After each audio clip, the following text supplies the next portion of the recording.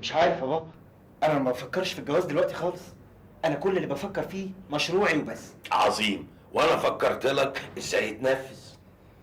ايوه بس انا ما اعرفش بنت الحاج عبد الغفور ولا عمري شفتها.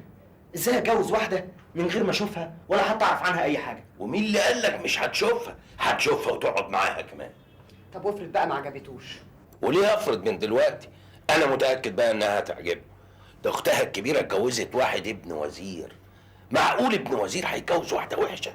تلاقيه اتجوزها عشان فلوسها. عين العقل. الناس كلها دلوقتي بتجري ورا مصالحها.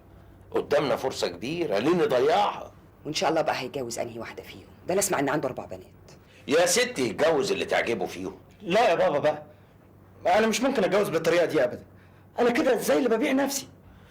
يا ابني ما تتعبنيش معاك، انا السكر زاد عندي اليومين دول، وانا اتجوزت امك ازاي؟ ما هو بنفس الطريقه. نعم يا سي محفوظ، انت كنت اتجوزتني عشان الفلوس؟ لا يا فوزيه مش قصدي، انا قصدي ان ابويا الله يرحمه هو اللي اختارك ليا. ويا ريته كان تمر فيك، الا اول ما مات رحت اتجوزت عليا بعينك الزايغه، واحده عامله زي ابو الفصاده. فوزيه مش وقت الكلام ده، مش وقته. خلينا نتكلم دلوقتي في المهم. شوف يا سيد، ايوه يا حاج. اهم حاجه عايزك تعملها النهارده تاخد العتالين كلهم وتطلع المخزن بتاع الشرابيه، تنقل كل الخرده اللي هناك وتطلع بيها على المصنع. انا عايز المخزن ده يبقى فاضي بكره، هنحط فيه الطلبيه بتاعت الماظه. ماشي يا حاج، بس في مكان هناك في المصنع؟ انا كنت في المصنع امبارح قالوا لي المخزن فاضي، احنا عايزين نلاحق على الطلبيه الجديده. يلا يلا اتكل على الله، لحسن كده الشغل في المصنع هيتعطل. من عينيا يا حاج. امال فهيم افندي راح فين؟ بانه راح يخلص الورق بتاع مزاد الماظه. ربنا يوفقك. يلا اتكل انت على الله، يلا اعمل لك همه امال. ماشي يا حاج. صباح الفل يا حاج. اهلا اهلا محفوظ. ايه الخطوه العزيزه دي؟ الوكاله نورت. ربنا يخليك يا حاج. اتفضل استريح. ها ازاي الحال؟ نحمده على كل حال، نحمده على كل حال. وصل لك الشيك بتاعي ابو 200,000 جنيه. فهيم افندي جابولي النهارده الصبح. ايه اصرفه ولا استنى شويه؟ ما دام الشيك وصل لك اصرفه، خير ربنا كتير والحمد لله. عارف يا حاج، ربنا يزيدك من نعيمه ويديم المعروف اللي بينا. ولو انا يا حاج مش عايز العلاقه اللي بينا تبقى علاقه شغل وخلاص، نفسي الود اللي بينا ما يتقطعش. وايه اللي هيقطعك يا الله الشر؟ على راي المثل، طول ما انت طيب صحابك تكتر. بس مش كل الاصحاب يا حاج. ايه رايك بقى ان انا وفوزيه كنا لسه في سيرتك امبارح؟ ايه خير؟ اصلك ما تعرفش هي بتحبك قد ايه يا حاج. دي ست اصيله بصحيح. يا سيدي قعدت تقول لي احنا ليه ما بنزورش الحاج عبد الغفور وعيلته، وهم ليه ما بيزوروناش. اصلا نفسها تشوف الحاج. يا سلام، اهلا وسهلا تشرفوا. طب ما تشرفونا انتوا الاول وتجيب الولاد معاك. ايه رايك نتعشى سوا بكره؟ ربنا يقدم لي في الخير. اعملي حسابك بكره ان شاء الله هنتعشى عند المعلم محفوظ سردينه. ايه المناسبة؟ الراجل جالي الوكاله وعزمني. ايه هقول له لا؟ كسفت. واصل مراته الست فوزيه نفسها تشوفك هي كمان. يا سلام، وايه اللي فكرهم بينا يعني دلوقتي؟ مش البنت كبرت وبقت عروسه؟ انهي بيت؟ بنتك بهيره. يعني ايه يعني؟ مش فاهم. انا حاسس ان العزومه دي مش لوجه الله. يعني انت قصدك ان محفوظ عايز تمام تمام، عايز بهيره لابنه ابراهيم. ما خلاص خد الشهاده وبقى مش مهندس. هو جاب لك سيرة؟ من غير ما يقول انا ابن سوق وافهمها وهي طايره. وعلى راي المثل، على وشك يبان يا نداغ اللي بان. هو كان شاف اللي بان فين؟ ده البت من البيت للمدرسة ومن المدرسة للبيت، حتى يوم ما تخرج في الاجازة وتروح لاختها بيبقى رجلي على رجلها. جرى ايه يا فاطمه؟ امال العزومه بتاعت بكره دي عشان ايه؟ ما عشان الواد يشوفها. او بنتنا كمان تشوف. بس بقول لك ايه يا فاطمه، اوعي تجيب لها سيره، احنا لغايه دلوقتي مفيش حاجه. طب هو كان قال لك البت بهيرة بالذات؟ من غير ما يقول. ما عنديش بنت تتجوز قبل اختها الاكبر منها. خدي هنا تعالي وريني انت عاملة ايه. شكلك عامل كده ليه؟ هي يا ماما مالي، ما انا زي ما انا اهو. وبعدين انتوا مهتمين بالعزومه دي قوي كده ليه؟ وايه شعرك ده كمان؟ ما تصرحيه ولا تعملي فيه منظر وهو مقصف ومتنتف كده. فيها ايه يعني لما تسمعوا الكلام وتدهنوه شويه زيت خربع وعليه نقطتين جاز هيحصل ايه؟ خروع ايه وجاز ايه اللي عايزاني احطهم في شعري يا ماما؟ تخيب على نن عينك، انتوا بتفهموا حاجه؟ ده كان يهدل ويلمع وينزل على ظهرك قد كده. وايه كمان اللي انت لابساه ده؟ لابساني مخطط انت رايحه تلعبي كوره. كرة ايه دي يا ماما اللي انا رايحه العبها؟ يلا يا فاطمه كده هنتاخر على الناس. يا اخويا انا عارفه انت مستربع على انت راخر، ما ان شاء الله احنا ما احناش ناقصين. انا لا بحب الخروج ولا بحب اسيب البيت من اساسه. بنتي انا مش عايزه واحنا قاعدين عند الناس تفضلي كده تضحكي على الفاضي وعلى المليان كر كر كر يا ضحك كده. تبقى قاعده محترمه نفسك وراسيه. طب انا عايزه اعرف، هم عندهم بنات؟ ما اعرفش.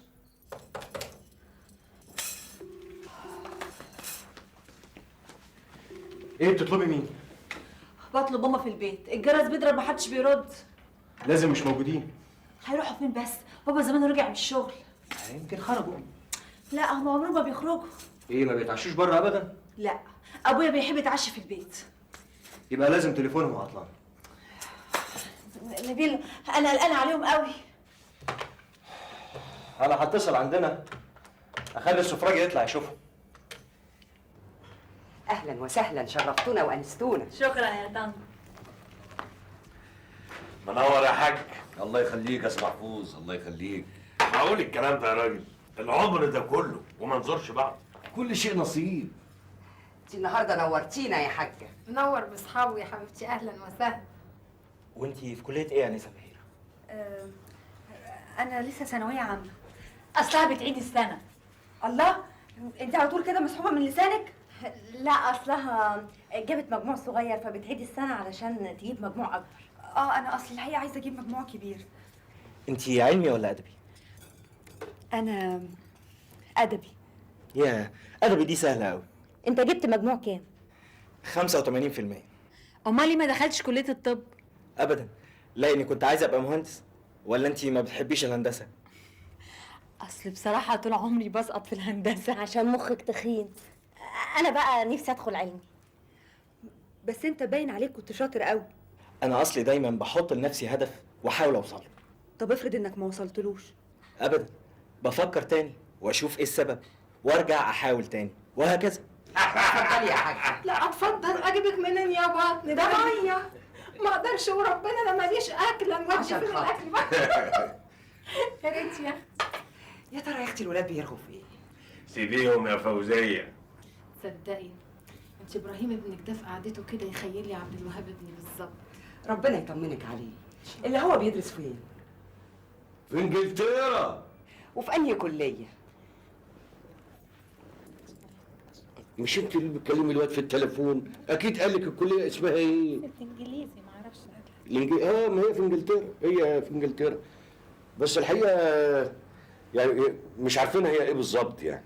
ده كلام برضه يا حاج، معقوله دي؟ بعت ابنك يدرس في انجلترا وما تعرفش في انهي كليه؟ العالم ده ليه مش ليا انا، كل واحد ينام على الجنب اللي يريحه.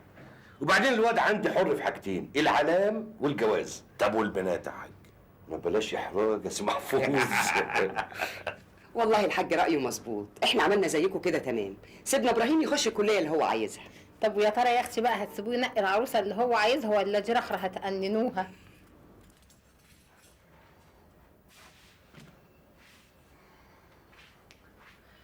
يا ترى خرجوا راحوا فين؟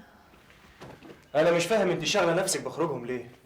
اصلهم مش متعودين يخرجوا بالليل، انا خايفه يكون حد فيهم تعب ولا حاجه. يا ساتر يا رب. هما ما بيخرجوش بالليل الا لسبب زي ده. دي حياتهم غريبه قوي. على العموم احنا بقينا زيهم. قصدك ايه؟ يعني بقينا محبوسين في البيت. طب ما انا ياما بتحايل عليك اللي احنا نخرج وانت لو ترضاش. نخرج نروح فين؟ اي حته، ان شاء الله حتى عند امي. عند امك؟ هو ده خروج؟ الناس بتخرج تتفسح، تقعد في حته ظريفه، تتعشى بره، مش تخرج من بيت تروح لبيت. وانا قلت لا. وهو الخروج ده مش محتاج لفلوس ولا هنخرج طرزانات كده؟ انت عارفه اصحابي بعد ما جوزتك فاكرين ايه؟ فاكرين بقى ان انا عايش على مستوى وكل ليله في سهره، والفلوس دي ملهاش حساب عندنا.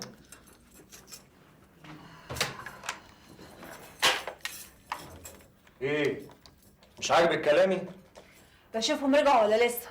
دول تلاقيهم خرجوا يتفسحوا وينبسطوا، وانت بس مهتميه بيهم وهم مش على بالهم خالص بنتهم اللي مرزوعه في البيت ليل ونهار.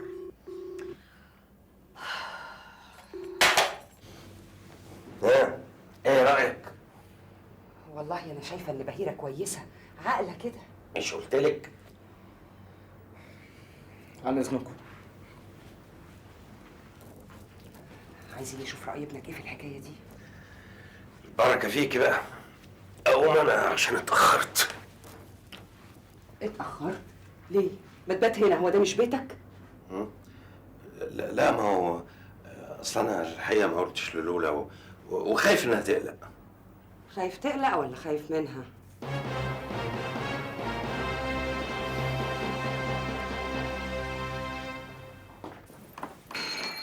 دي ثانية دي تلاقيها عمالة تقول أمي راحت فين. ألو، إزيك؟ وحشتين. كنا برا عند جماعة معارف أبوك. لا مش هقدر أقولك هما مين عشان أبوك قاعد معايا في الأوضة. بعدين بقى ما أشوفك. انتي حلوة؟ طيب مع السلامة. مع السلامة. يا وليه انت ما يتبلش في بقك فوله. انا مش منبه عليك ما تجيب السيره. ما أنا قلت لها مش هقدر أقولك. لكن هتقولي لها. وفيها إيه مش أختها؟ لا اله الا الله، لا اله الا الله. مش تستني يا فاطمه لحد ما نرسى على حاجه. احنا عارفين هم عايزين ايه. إنما أنت إيه رأيك في العريس يعني؟ رايي؟ هو انا اول مره اشوفه ولا احنا نعرفهم قريب؟ يا سلام، ما احنا نعرف اصلهم وفصلهم، ولاد اصول. والله أمه يا لهوي دي أميرة أمورية. يا سلام، ست فوزيه. سلام، ست اصيله بصحيح. ما يستاهلهاش جوزها الملعون ابو كرش ده. ما قلتليش يا ابو خليل، ايه رايك في العروسه؟ مش عارف يا بابا، مش قادر اكون راي. جايز لاني لسه ما عرفتهاش كويس. ما هو احنا لما نروح النهارده نتعشى عندهم تحاول تتعرف عليها احسن. برضه مش كفايه يا بابا، لازم اقعد معاها كتير واكلمها اعرف ازاي بتفكر. لا الكلام ده بعد ما تخطبها. جرى يا ابو خليل، لو انت فاكر ان ابوها ده راجل متفتح وممكن يسمح لبنت من بناته انها تقعد مع واحد قبل ما يتجوزها ولا يخطبها، لا لا لا لا، ده راجل قفل. بس ناجح جدا في شغله يا بابا، بدليل انه قدر يعمل الامبراطوريه دي كلها. ما هو انت تقدر تقول يا ابو خليل ان مخه ده متبرمج على الشغل وبس، اي حاجه تانية مالوش فيها.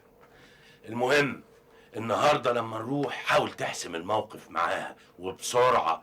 ابراهيم عبد الغفور ما بيحبش المواضيع اللي تطول.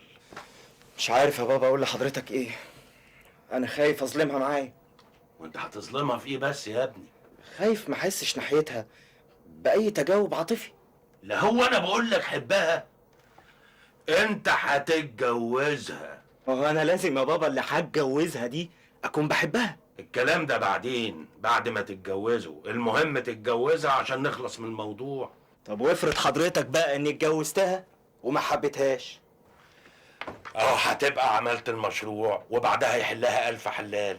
الله، مش يمكن تحبها بعد ما تتجوزها يا ابراهيم يا ابني؟ ما هم حاجتين، يا اما الواحد يحب مراته بعد ما يتجوزها، يا اما يكرهها ويلعن اليوم اللي شافها فيه. انا شخصيا كان حظي زفت في المرتين.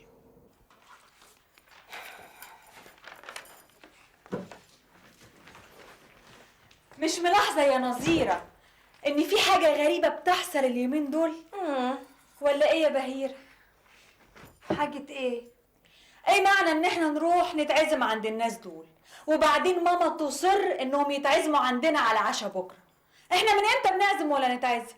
انا بقى اللي مستغربه له في الموقف ده كله موقف بابا. ليه متحمس قوي للعزايم دي كلها؟ هو بابا بس، دي ماما كمان. من ساعة ما رحنا عندهم وهي كل يوم والتاني تقولي هعمل لهم ايه يا بهيرة، هطبخ لهم ايه يا بهيرة. ولا يوم العزومة دخلت عليا الأوضة وأنا بلبس قالت لي ايه اللي انت عاملاه في نفسك ده؟ لا لا لا لازم تحطي جاز في شعرك، لا لا انت لابساني مقلم كده ليه؟ انت رايحة تلعبي كورة؟ قالت كلام عجيب.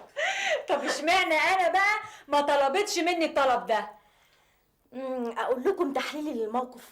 قولي قولي يا فيلسوفة.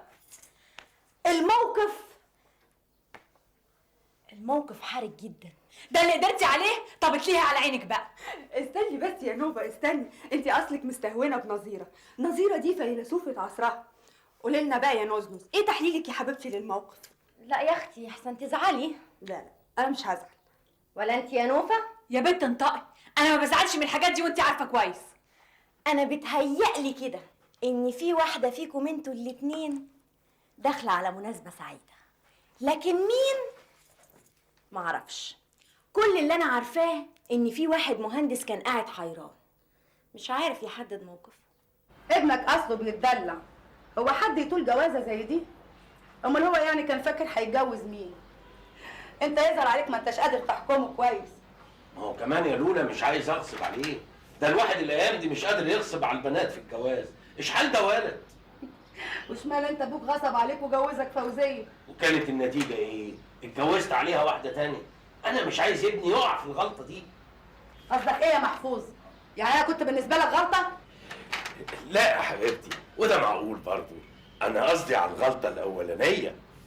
ايوه كده وضح كلامك. المهم خلينا في الموضوع. انت بقى تفهم فوزيه انها تشيل من دماغها انها هتلهف منك اي فلوس، حتى لو الجوازه دي ما تمتش برضه مش هتاخد ولا مليم. وانا كده بقى عملت اللي عليا خلاص.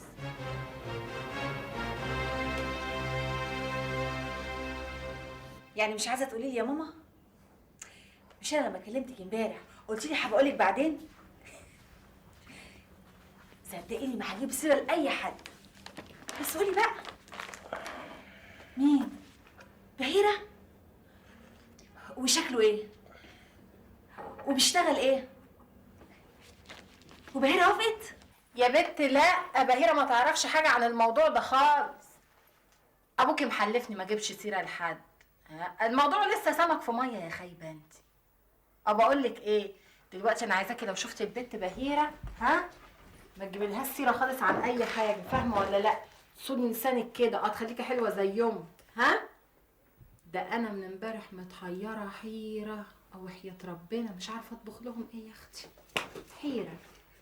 انتوا واقفين هنا بتعملوا ايه؟ اخرسي في ايه؟ ابراهيم هيخطب بهيره. طب ما انا عارفه يا بنتي الخلسي. اوعي يا نظيره تجيبي سيره لبابا وماما ان احنا كنا واقفين هنا وبنسمع. هو عاجبك ولا ايه؟ انت مالك انت؟ طب ما تقولي يا بنتي اخرسي يخرب بيك. بلبل يا حبيبي، احنا بكره معزومين على العشاء في بيت ابويا.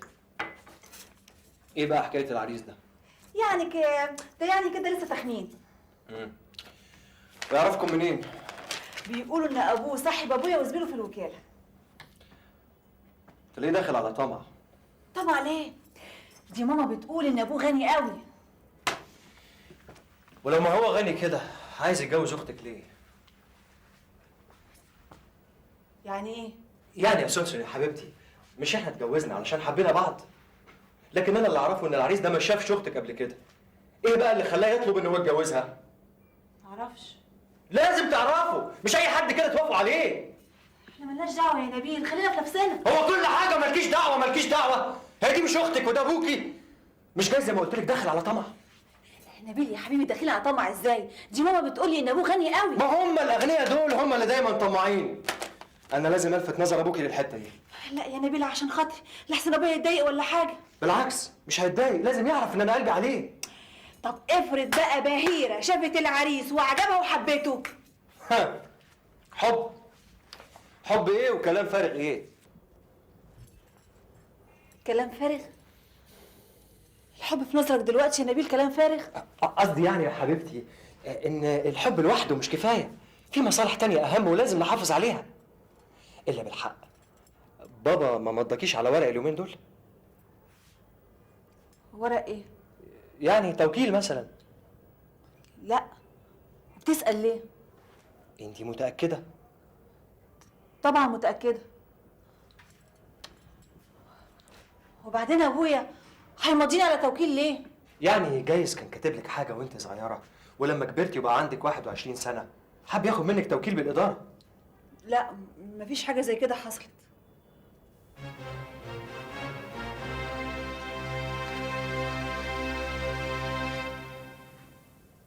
غريبة. سفرة دايما يا حاج، يدوم عزك يا محفوظ. يا اهلا وسهلا. والله ما ليكوا حق، ده انتوا سايبين الاكل على السفره زي ما هو. ازاي بقى؟ ده انا بيتهيألي عمري ما اكلت قد ما اكلت النهارده. بالهنا والشفا. يبقى ست فوزيه بقى مش عاجبها اكلنا. ودي تيجي يا حاجه، ده انا عمري ما اكلت في حلاوه اكلك ابدا. يا اختي ان شاء الله يخليك. الحقيقه نفس فاطمه ما يعلاش على نفسك يا ست فوزيه. اتفضلوا فاكهه. لا فاكهه ايه، ما عادش مكان. الله يا اخويا كل يبقى هات له فوار يا عبد. كل يا محفوظ، ده انت حتى كرشك اليومين دول نزل شويه. احنا يظهر مش هيبقى لنا سيره غير ست الطبيخ النهارده. وماله يا محفوظ، على راي المثل القعده حلوه والقاعدين احلى.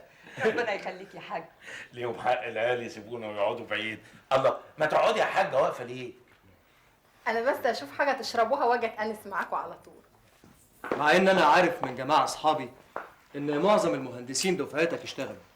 مظبوط اللي حضرتك بتقوله ده، بس المشكله اني مش عايز اشتغل في اي حته. انا عايز اشتغل لوحدي.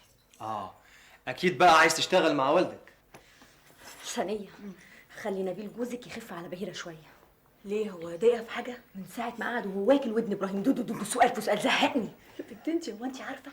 هو انت عارفة؟ الله، دي ماما محلفاني ما اجيبش سيرة لحد. لا ما ماما ما تعرفش. ازاي؟ اذا كانت هي اللي قايله لي. ما تعرفش ان احنا عارفين.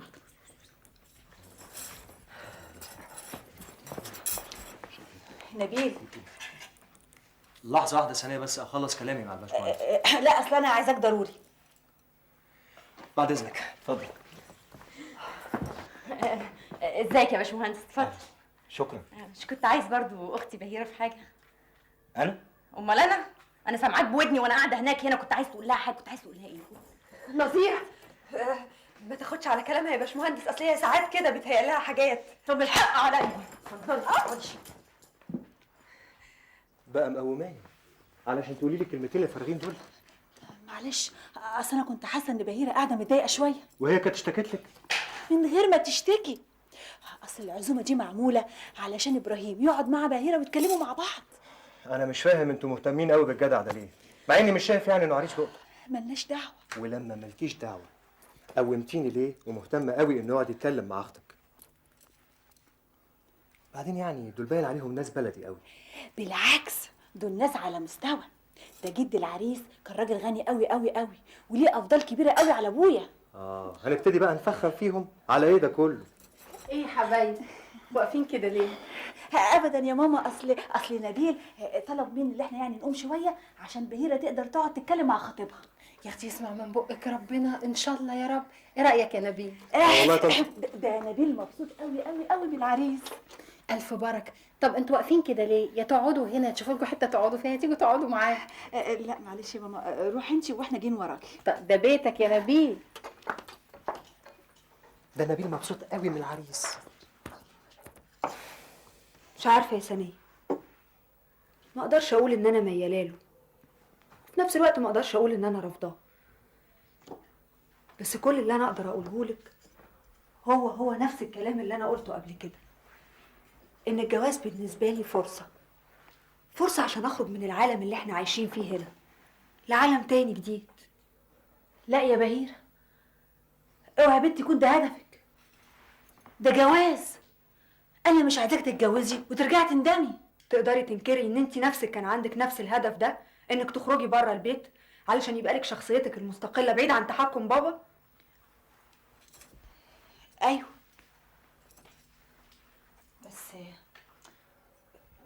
بس الرغبه دي جاتني بعد ما حبيت نبيل، انما قبل كده عمري ما فكرت في حاجه زي كده خالص. وليه ما تقوليش ان ده كان دافع ليكي عشان تحبي نبيل؟ انت عايزه تقولي ايه؟ عايزه اقول ان انت نفسك كنت عايزه تخرجي من السجن اللي احنا عايشين فيه، بس هتخرجي ازاي؟ لازم يكون عندك سبب، فاخترتي ان انت تحبي نبيل عشان يبقى هو ده السبب. ايه يا ريري؟ ايه الكلام اللي بتقوليه ده يا بنت؟ ايه الكلام ده كله؟ ده انت بتتكلمي ولا بتوع التلفزيون؟ ما البركه في اختك نظيره، طول النهار عماله تقرا كتب وتيجي تشرحها لنا وتطبقها علينا. بس ايه رايك يا سمسم؟ حلو الكلام اللي انا قلته؟ مش عارفه، جايز، بس انا مش حاسه. المهم دلوقتي يا بنت، انت هتتجوزي ابراهيم سردينه ده عن اقتناع؟ ايه؟ سردينه؟ اسمه ابراهيم سردينه؟ لا يا سمسم، اسمه ابراهيم محفوظ. لا، امي قالت لي ان جده كان اسمه سردينه. سردينه؟ يخص الله يخيبه، ده اسم ده؟ لا اله الا الله يا بنت، انت جايه في الهايفه دلوقتي وتصدري؟ لا يا سمسم يا حبيبتي، ما ينفعش، حقيقي ما ينفعش. انا يبقى اسمي مدام سردينه؟ طب شوفي اسم جوزك انت، اسمه موسيقي، اسمه نبيل مصطفى، اللي هو اسم جده ايه؟ لا لا تعالي يا بنت انت يا بنت، انت ما تبقاش تتجوزي ابدا. انا هقول لابويا يجوزوا الفيزا احسن. لا لا يا سونسو، انا بفكر انه ياخد نظيره. ليه بقى؟ تقعد تقرا له وتناقش طول الوقت لغايه ما تجننه وتدخله السرايا. حضرتك عارف يا عمي اني من ساعه ما اتجوزت ثانيه وانا بعتبر نفسي ابن لحضرتك، يعني اخ لعبد الوهاب وبهيره ونوفا ونظيره، وبعتبر طبعا ان مصلحتكم هي مصلحتي. طبعا يا ابني. الله، امال جوز بنتي ازاي؟ هو ده بقى عمي اللي شجعني اني اتكلم مع حضرتك وبصراحه. يا ريت، انا بحب الصراحه. انا شايف يا عمي ان حضرتك ما تستعجلش في موضوع جواز بهيره من الشاب اللي متقدم لها ده. مين قال ان بهيره متقدم لها عريس؟ امال الناس اللي كانوا جايين هنا النهارده كانوا جايين هنا ليه؟ جايين يتعاشوا يا ابني. دول حبايبي من زمان وسبق عزمونا، فانا برد العزومه. وانت بنفسك سمعت الكلام اللي كان داير. جات فيه سيره الجواز؟ غريبه، بس ثانيه قالت لي كلام غير كده. وثانيه هتكون عرفت منين؟ اذا كنت انا نفسي يا ابني معرفش حاجه عن الموضوع ده. شوف يا نبيل يا ابني، اذا كنت عايز تعرف حاجه في البيت ده لازم تسمعها من بق انا. اذا ما سمعتهاش من بق انا تقدر تقول وبقلب جامد انها اشاعات. انا اسف يا عمي، انا اسف. انا كان كل غرضي المصلحه والله. فيك الخير، سعيك مشكور. مالكش حق، ما هو انت كده زعلت جوز بنتك، تلاقيه مش زعلان دلوقتي. ما هو انت لو بتسمعي الكلام ما كانش ده كله حصل. انا مش منبه عليكي ما تجيبيش سيره لحد. انا ما جبتش سيره غير للبنت ثانيه وحلفت لي انها مش جايبه سيره لحد. كان لازم تقول لي جوزها، وادي النتيجه. بسلامته جالي وقعد قدامي وقال ايه؟ عايز يفطمني في جوازة بنتي. كان ناقص يقول لي اعمل ده وما تعملش ده. وفيها ايه؟ طب ما هو قلبه عليه. يعني انا قلبي مش على بنتي؟ اسمعي بقى، من هنا ورايح اتعلمي ازاي تقفلي بقك، والكلمه اللي اقولها بيني وبينك تسك عليها. انا مش ناقص نصايح من اللي يسوى واللي ما يسواش. مفهوم؟ مفهوم. بصراحة يا حاج، أنا جاي لك عشان أطلب إيد بنتك بهيرة لإبراهيم ابني، وعشان فيك كبير. قلت إيه؟ وانا اقدر اتكلم يا محفوظ؟ ما انت عارف ابراهيم ده ابن الغالي وامه ست ستات. يعني إيه؟ أخرج أنا منها بقى؟ لا اعوذ بالله، ازاي؟ ده انت الخير والبركه. خلاص أعتبر الموضوع منتهي. بالنسبه لي انا قلت لك رايي، بس انا راجل احب الاصول. يعني إيه يا حاج؟ شوف يا محفوظ، انت لما جيت تجوز بنتك مش خدت رايها برضو؟ طبعا. خلاص انا كمان من حقي اخد راي البنت، ولا دي حاجه تزعل؟ عداك العيب يا حاج. ماشي، ترد عليا امتى؟ ما تستعجلش قوي كده، دي جوازه يا محفوظ مش بيعه وشروه. ايه ده يا محفوظ؟ تليفونك مشغول على طول؟ بقالي نص ساعة بطلبك. لا يا حبيبتي، انا اصلي كنت بكلم فوزيه، لسه راجع من عند الحاج عبد الغفور، طلبت فوزيه احكي لها ايه اللي حصل. وسايبني انا قاعدة على نار؟ انا مش قايله لك اول ما ترجع من عنده تكلمني على طول عشان اشوف عملت ايه؟ هو يعني الموضوع ده مش هيهمني؟ لا طبعا كان لازم انا اللي اعرف الاول. ولا خايف قوي على احساساتها؟ خلاص خلاص، قولي بقى عملت ايه؟ وهيرد عليك امتى؟ لازم بينت له ان انت مدلوق عليه. لا يا حبيبتي، انت عارفه ان انا لا يمكن ادلق على حاجه ابدا. لا يا حبيبتي، انت بقى حاجه تانية. خلاص، المهم دلوقتي البنت توافق. الله، وانا اعرف منين اذا كان ابني عاجبها ولا مش عاجبها؟ امال زاروكوا وزرتهم ليه؟ انت مش قلت لي ان ابنك قعد معاهم واتكلموا والبنت كانت مبسوطه؟ ايوه، امال كنت عايزاها تقعد معاه مبوزه وما تتكلمش كمان. ايوه بس الحاجات دي برضو بتتحس. مين بقى اللي يحسها؟ ابنك. ما انت عارفه ابراهيم لا يمكن تطلعي منه بعقد نافع ابدا. طالع خبيث زي امه. المهم الراجل ما قالش حاجه. عبد الغفور طول عمره كلامه بالقطاره، لا يمكن حد يعرف ايه اللي بيدور في دماغه ابدا. ايوه بس انت كده وغوشتني. امال قعدت تقول لي ده كان بيشتغل عندكوا وجمايل ابوك مغرقاه، هو ايه كلام وخلاص؟ يا ستي ده كان زمان. قبل ما يبقى الحاج عبد الغفور البرع المليونير الكبير. يعني انت شايف ايه؟ شايف اللي قلته لك بالظبط. انت عمرك كده ما تجيب اخبار كويسه؟ الله، وانا اعمل ايه بس يا لولا؟ انا افتكرتك هتقول لي خلاص قرينا الفاتحه كتبنا الكتاب. مع عبد الغفور اي عمليه مش بالسهل، لازم يقعد يجمع ويطرح. يعني تفتكر انه مش هيوافق؟ واحنا هنقلب دماغنا ليه؟ قال لي خبر النهارده بفلوس بكره يبقى ببلاش. وده احنا مستنيين الحاج عبد الغفور لما يرد علينا. قصدي بنت الحاج عبد الغفور هتوافق تتجوز ابن محفوظ سردينة ولا مش هتوافق؟ سبحان مغير الاحوال. بهيرة بهيرة. ايوه يا ماما. خش كلم ابوك اجري. هو قاعد في اوضته؟ ايوه. ايوه يا عم، روح كلم ابوك عقبالنا يا رب. بس يا بنت. ماما، ايوه. هو بابا عايز ريلي في ايه؟ يا بنت انا شرفني.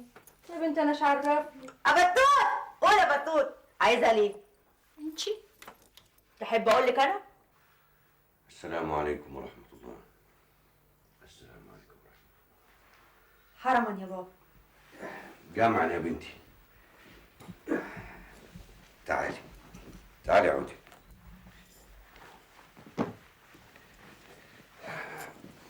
اقعدي. في حاجه يا بابا؟ ايه رايك في ابراهيم؟ ابراهيم مين؟ ابن محفوظ سردينة. من ناحيه ايه يعني؟ ابوه جالي النهارده يطلب ايدك علشانه. يعني ما رديتيش عليا. حضرتك شايف ايه؟ انا عايز اسمع رايك انت الاول، مش انا اللي هتجوزه، انت. يعني حضرتك موافق؟ شوفي البيت، شوفي، انا اذا كنت ربيتك انت واخواتك زي ما انا عايز، لكن في حاجتين ما اقدرش اغصب عليكم فيها: الجواز والعلام. وخدت عهد على نفسي اني ما اتدخلش الا اذا لقيت غلط بيحصل قدام عينيا. وده يا بنتي لان مصلحتكم عندي اهم من كل حاجه. ربنا يخليك لينا يا بابا. ها؟ ما قلتليش رايك.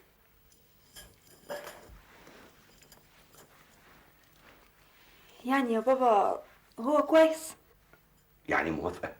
اللي حضرتك تشوفه. شوف البنت تقول لي لحضرتك تشوفه، انا عايز رايك انت. موافقه يا بابا. ما تستعجليش يا بهيرة يا بنتي، واذا كنت عايزه مهله عشان تفكري كويس براحتك. وعلى فكره انا ماليش دخل في الموضوع ده، الواد هو اللي اتقدم بنفسه. يعني ما تجيش بعد كده تقولي لي انت اللي اخترته يابا. اتفقنا؟ خلاص يا بابا. ها؟ خلاص ايه؟ موافقه ولا هتفكري؟ موافقه يا بابا. طب ومطيه راسك كده ليه؟ مكسوفه يا بابا. يلا على بركة الله. بس يكون في علمك أنا مش هدي كلمة ولا وافق على الجوازة إلا إذا وافقوا على كل شروطنا. مش تعيطي بقى وتعملي الحركات الهابلة بتاعت أختك العبيطة. يعني أنا لو اختلفت معاهم في حاجة سيبيني أتصرف معاهم عشان أوصل لآخر مداهم. يا بنتي اللي هعمله ده لمصلحتك عشان تبقي غالية في عينيهم. اعمل اللي حضرتك تشوفه يا بابا. ربنا يقدم اللي فيه الخير. حيرانة من ايه يا بطوطة بطوطة نوتة كونوتة بطوطة نوتة يا بطوط.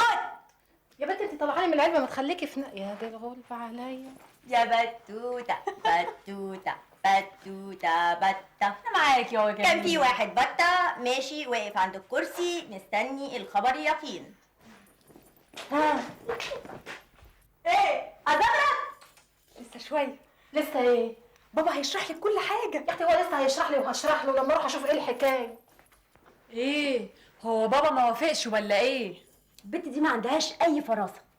في ايه يا اختي؟ فراسه، العلم بالان فيلينج. هو انا عرفت الاولانيه لما هتقولي لي الثانيه؟ الان فيلينج العلم ببواطن الامور. بصي لوشها وانت تعرفي. امال ايه لسه دي؟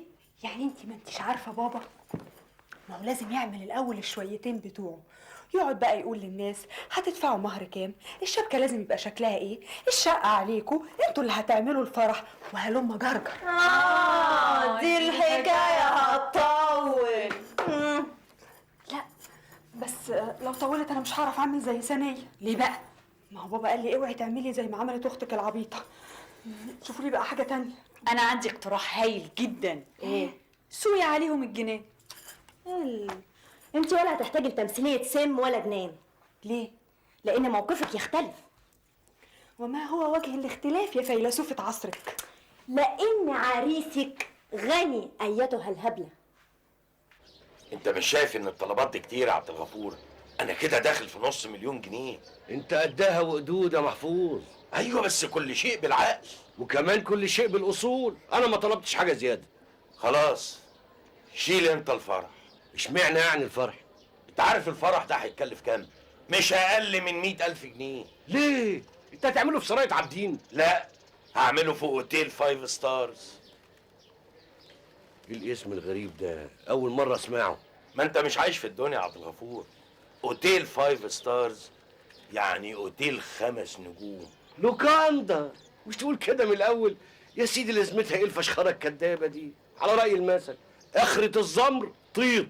طيط ايه وزمر ايه يا عبد الغفور؟ الله، هو احنا قليلين في البلد يا جدع؟ احنا هنعزم وزراء وسياسيين ورجال اعمال، كل كبارات البلد لازم يحضروا. انت هتعمل فرح ولا هترشح نفسك في الانتخابات؟ شوف يا محفوظ، قصر الكلام، الاصول بتقول الفرح على العريس، صح ولا انا غلطان؟ يا ساتر عليك، انت محدش يقدر يغلبك ابدا. ربنا ما يجيب غلب ابدا. خلاص سيبني يومين كده اراجع فيهم حساباتي. يومين بس؟ ليه؟ خد لك 10 ايام كمان عشان تعمل حساباتك على مهلك احسن تغلط. على رأي المثل اللي يحسب الحسابات في الهنا يبات، ولا يا سي محفوظ؟